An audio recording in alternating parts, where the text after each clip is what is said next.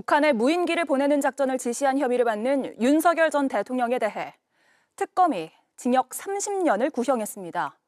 계엄의 명분을 쌓기 위한 무인기 작전으로 실제 국가 안보에 위해가 발생했다고 지적했습니다.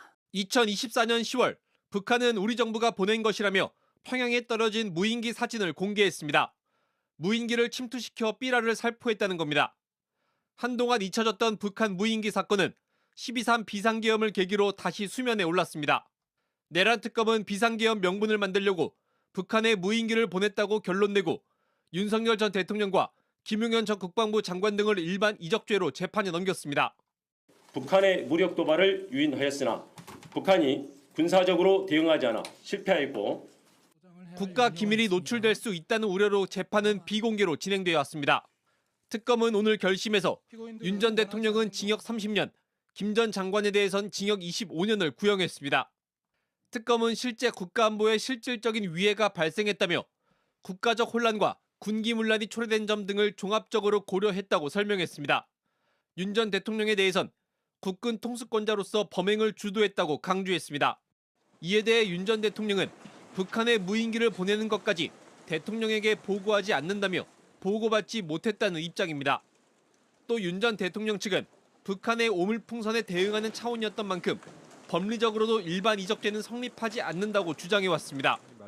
특검은 여인영 전 방첩사령관은 징역 20년, 김용대 전 드론작전 사령관에 대해선 징역 5년을 구형했습니다. 다음 이야기는 재판 얘기 좀 하겠습니다. 내란 특검, 조은석 특검이죠. 내란 특검이 불법 비상배포 선포 명분을 만들고자 평양에 무인기를 침투시킨 혐의. 이게 이제 일반 이적 등등 해서 재판이 진행됐고 결심 공판이 있었는데 윤석열 징역 30년 그리고 김용현 징역 25년 각각 구형을 했습니다. 구형량은 이 정도가 어떻게들 보시는지요? 이렇게 더 나왔으면 좋았겠지만 이거는 그 접경 지역에 사시는 주민분들의 거의 생사는 뒷전으로 한 거고 더 나아가서 대한민국 국민들의 어떤 안위는 완전히 안중에도 없었던 거예요. 어떻게 대통령이란 사람이 이런 행동을 합니까? 이게 정말 무려 일반 이적죄예요. 이 부분과 관련해서는 완전히 대한민국을 진짜 위험으로 몰아넣는 행태를 강행한 거예요.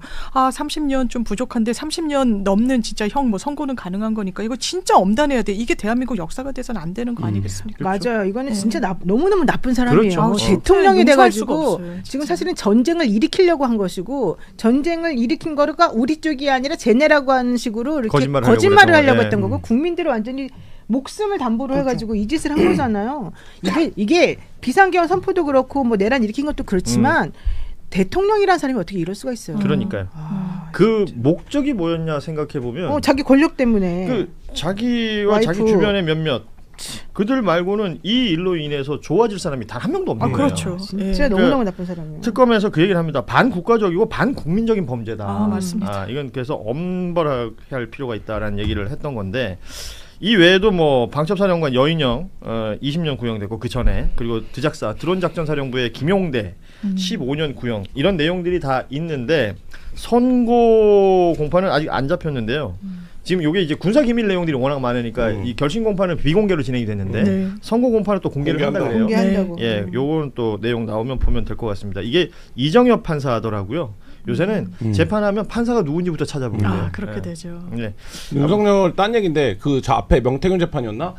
판사가 물어봤을 때 윤석열이 대답한 게 너무 웃겼어요. 그러니까 지금 무슨 혐의로 계신 거냐? 모른다. 그랬더니 구속영장이 너무 많이 와갖고 난 잘 모르겠습니다.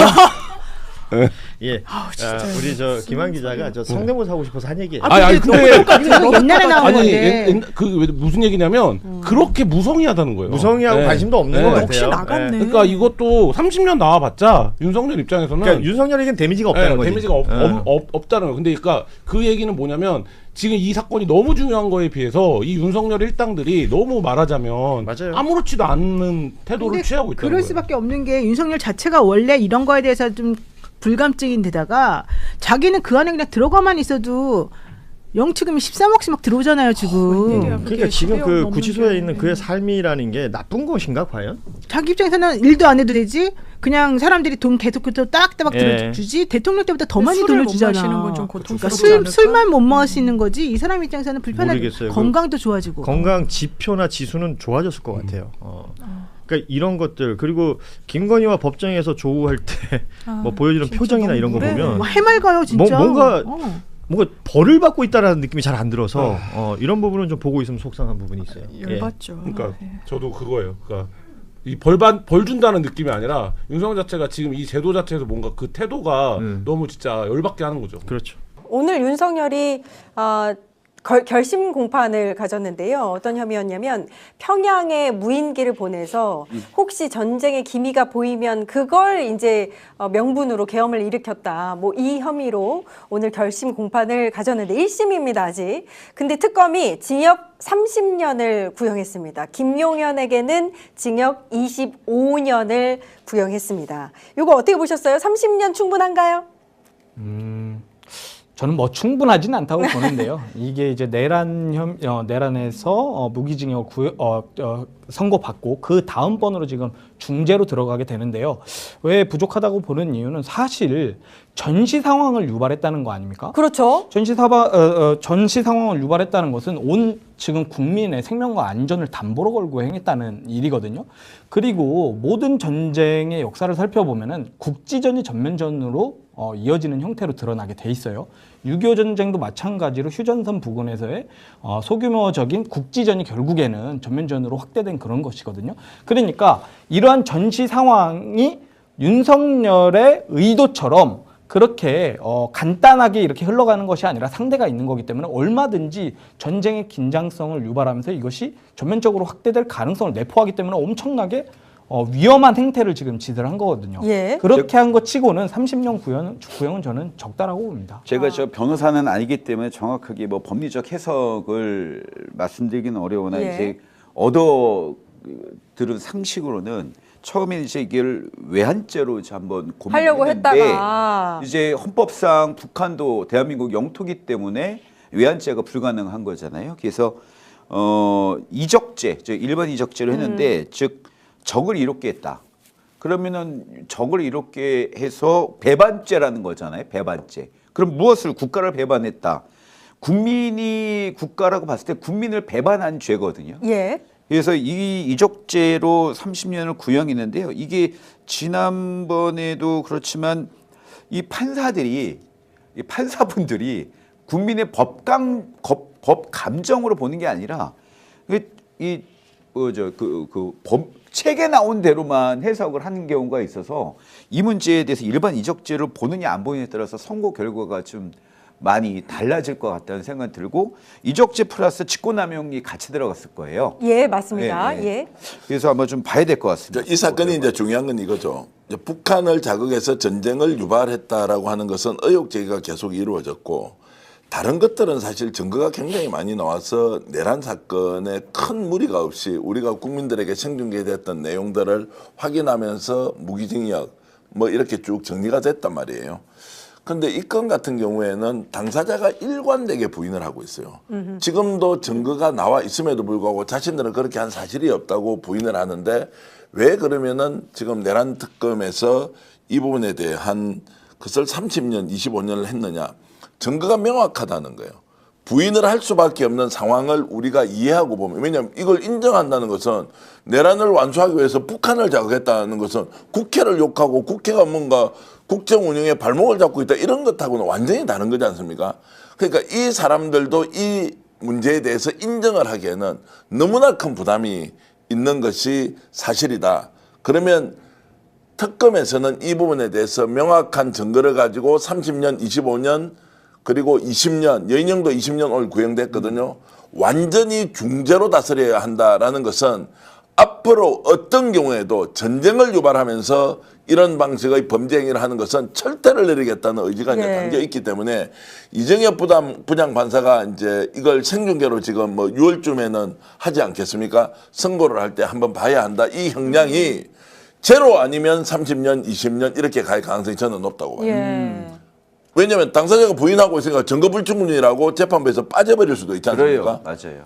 끝까지 부인을 하고 있단 말이에요. 그래서 선고 결과가 제가 좀 지켜봐야 된다고 아까 되돌려서 얘기했던 거거든요. 근데 여인형 그 핸드폰에도 뭐 이렇게 뭐라고 메모한 거 보면 사실상 이제 불안정한 상황을 계속 만들어서 전시에 준하는 뭐 상황을 만든다 뭐 이런 얘기도 있었고 노상원 수첩에도 NLL 뭐 이렇게 도발 뭐 이런 거 있었잖아요. 그 정도면 증거 있는 거 아닌가요? 그러니까 장난삼 내가 썼는데 그게 무슨 증거입니까? 난 그럼 내 생각을 기록으로도 못 남깁니까? 여인형이가 지금 그렇게 주장하고 있다고요. 아니 그러면 내가 지난번에 그 판결 내린 직위원인가 누가 그거 직위원이죠. 예, 이거 인정 안 했잖아요. 여인형 메모도 그렇고 노상원 수첩도 그렇고 이 증거의 신빙성을 꽤 낮게 봤거든요. 그래서 맞아요. 형 적용이 좀 낮아갖고 형량이 여기서 좀 많이 빠졌습니다. 아 그러면은 이 재판부에서 이걸 인정하는지 안 하는지 여부에 따라서 또 당시에 그 재판도 뒤집힐 상황이 있겠네요. 그러니까 항소심에서. 대법원까지 전형으로 가야 하는데 이게 예. 당사자가 100% 부인이야. 증거는 충분히 있어. 30년, 25년, 20년 이렇게 구형을 했어요. 분명히 전쟁 유발을 했다라는 증거가 있다고 공소 유지를 하고 있을 때 판사는 공소 유지가 되면 거기에 유사한 형량을 선고해야 될 거 아닙니까? 아니라고 하면 이건 제로가 되지 않습니까? 장난삼아 써놓은 것이다. 끌적끌적거렸던 기록을 가지고 무슨 증거라고 하느냐라고 했을 경우에 그리고 또 국가보안상 기밀이 있기 때문에 우리가 알지 못하는 국민들에게 알릴 수 없는 뭔가 구체적인 증거도 또 있을 수도 있다. 그래서 비공개 재판도 하고 지금 이렇게 진행 중인데 어쨌든 이정엽 부장판사가 최종적으로 선고를 내릴 때 어떤 형량이냐라는 것이 내란 사건만큼 중요하지는 않지만 이것도 역사적인 의미가 있는 재판이 될 것이다. 설마 또 이제 마지막 판결 내릴 때 다만 해서 일반이적 초범이라서 형량을 줄이다 뭐 이러지는 않으시겠죠, 전쟁 판사님? 유발의 초범이었죠, 진짜. 판사님? 저는 그래서 이 판결에서는 김용대 드론 작전 사령관의 여추의 판결문을 좀 자세히 볼 필요가 있다는 생각이 들어요. 북한에 보낸 건 사실이잖아. 그래서 드론을 평양 상공에 보낸 건 사실이고요. 그것도 김정은의 사저 근처까지 보냈어요. 그러니까요. 이거 제대로 좀 판결을 내렸으면 좋겠습니다. 이게 재발하지 않기 위해서는 30년도 사실 저는 부족하다고 생각합니다. 윤석열이는요, 지금 평양 무인기 사건 징역 30년 구형됐잖아요. 그리고 그게 서로 뭐 특검이랑 윤석열 측에서는 다른 주장을 하고 있고요. 6월 12일에 선고 예정이다. 이런 이야기. 진짜 전쟁 하고 싶었나 봐요. 이놈의 자식. 그리고 다음 주에 선고가 있거든요. 일단 하나는 김건희의 자본시장법 위반 있지 않습니까? 요거 28일 오후 3시에 선고합니다. 생중계됩니다.